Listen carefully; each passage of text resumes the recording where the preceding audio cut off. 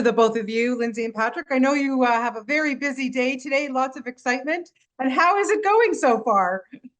Great. It's an exciting time. We can't wait Uh, for people to see the show. the roller coaster continues. Yes. I was calling it a roller coaster too from our end as well, but it's all good. Patrick, I have to start with you because you and JD, you wrote this. It wasn't just like, oh hi, I want to write this series, and it was like a done deal. There was a long process. What was it that you guys? How did you clinch the deal? What was it? Um, Really good question. Thank you for that. Um, no, and first of all, I think we don't feel that we wrote it. I think we feel that we adapted it from these amazing stories that Tolkien left us. Um, Yes. and our job was to sort of unearth them, and hopefully weave them together. Yeah. So JD and I have been working together for 25 years. From we were in Yes. high school together, and directing plays together, and we worked primarily in features before this. A little bit of TV here and there, but when we heard that Amazon had acquired the rights to produce a show based on Lord of the Rings, we very aggressively pursued it like a cheetah chasing a rabbit, Yeah.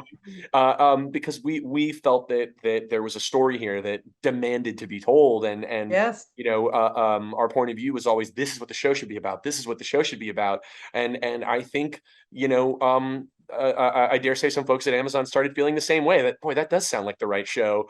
And then I'm sure it was very scary for them to take a chance on us, but we're just incredibly grateful that they gave us the opportunity. And it was also sort of confidence building to work so closely with the Tolkien estate. 100%. As part of the job, a part of getting the gig, we pitched the show to Simon Tolkien, who's sort of Yeah. the caretaker of the lore. He's a consultant on the first season, and it was a scary but also very exciting process that went on over 6 months, Yeah. and truly humbling that in the end we were sort of last folks standing, Yeah. and Well, have just poured blood, sweat, and tears into this thing every day ever since to hopefully be worthy of that. from what I've seen so far, it's absolutely beautiful. And Lindsay, I mean, as I said, it's huge, lavish. I mean, this is the probably what they're saying the most expensive series ever to come about. So I want to ask you about the casting because you have 3 million people in this show. Where do you even start? With one, Yes. and then two, and it goes all the way to 3 million. Great question. Yes, this was after I joined the project. This was the first thing, the first of many things, but the first thing that kept me awake all night. How are we going to find 22 series regulars in addition to all the other people, people Yeah. who have to be, who can take us on a 50-hour journey, people who can be, charming and in every register and dramatic, and we began working with this casting director, Theo Park, who's really wonderful. And we just began searching the old fashioned way. There's no shortcut. You just start seeing tapes and looking at people. And it is the thing that I think people don't appreciate about casting is it's a problem you have to solve. You have to find Yes. people, and you have to do it on a timeline. And it can be, quite a stressful process. And then you just hope for that moment when somebody special comes along. And for each of our cast members, they just had this something, we call it, they had Middle Earth in them, and we knew Yeah. they needed to be the best performers available. They needed to be the best actors we could find, but they also had to have that little bit of pixie dust, and we really feel like they do. We can't wait for the world to see them. But then when you find them, you sort of feel like they found you, Yes, right? absolutely. Right. When we met Morbeth Clark, we were like, Oh, it's all going to be okay.